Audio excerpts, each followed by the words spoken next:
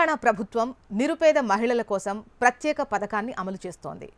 కేవలం దరఖాస్తు చేసుకుంటేనే ఉచితంగా కుట్టు మిషన్లు అందిస్తారు.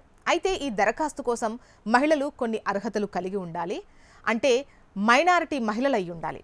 మైనారిటీ అంటే ముస్లిం, సిక్కు, బౌద్ధ, జైన, పార్సీ వర్గాలకు చెందిన మహిళలకు స్వయం ఉపాధి కల్పించేందుకు రేవంత్ సర్కార్ ప్రయత్నిస్తోంది.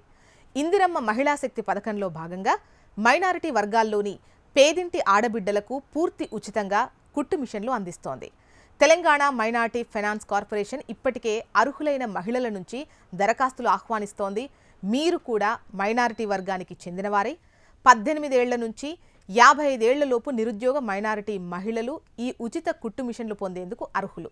అయితే మహిళలు కనీసం 5వ తరగతి చదివి ఉండి కుట్టడంలో ఆల్రెడీ ట్రైనింగ్ తీసుకొని ఉండాలి. ఇక ఈ ఉచిత కుట్టు మిషన్ కోసం మహిళ కుటుంబ వార్షిక ఆదాయాన్ని కూడా పరిగణలోకి తీసుకుంటారు. గ్రామాల్లో అయితే 1,50,000, పట్టణాల్లో అయితే 2 లక్షల వార్షిక ఆదాయం కలిగిన కుటుంబాలకు చెందిన మైనారిటీ మహిళలే అర్హులు. ఇలా అన్ని అర్హతలు కలిగిన మైనారిటీ మహిళలు దరఖాస్తు చేసుకోవచ్చు. ఇప్పటికే ఉచిత కుట్టు మిషన్ల కోసం దరఖాస్తు ప్రక్రియ ప్రారంభమైంది. ఈ నెల డిసెంబర్ 16న ప్రారంభమైన దరఖాస్తు ప్రక్రియ డిసెంబర్ 31 వరకు కొనసాగుతుంది. కుట్టు పనిపై ఆసక్తి గల మైనారిటీ మహిళలు తెలంగాణ మైనారిటీ ఫైనాన్స్ కార్పొరేషన్కు వెబ్సైట్ ద్వారా అప్లై చేసుకోవచ్చు.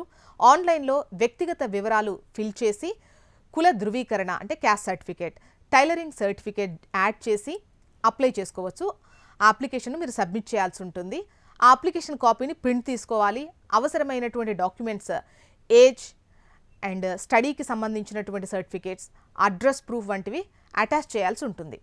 మైనారిటీ సంక్షేమ శాఖ అధికారికి వీటిని సమర్పించాలి. మైనారిటీ మహిళల దరఖాస్తులను పరిశీలించేందుకు మైనారిటీ సంక్షేమ శాఖ అధికారులు కొంత టైం తీసుకుంటారు. అన్ని అర్హతలు కలిగి ఉన్న మహిళల జాబితాను తయారు చేస్తారు.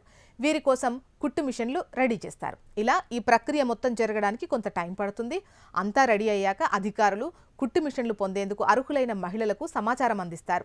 స్థానిక ప్రజాప్రతినిధులు అధికారుల సమక్షంలో ఈ కుట్టు మిషన్లను మహిళలకు అందజేస్తారు.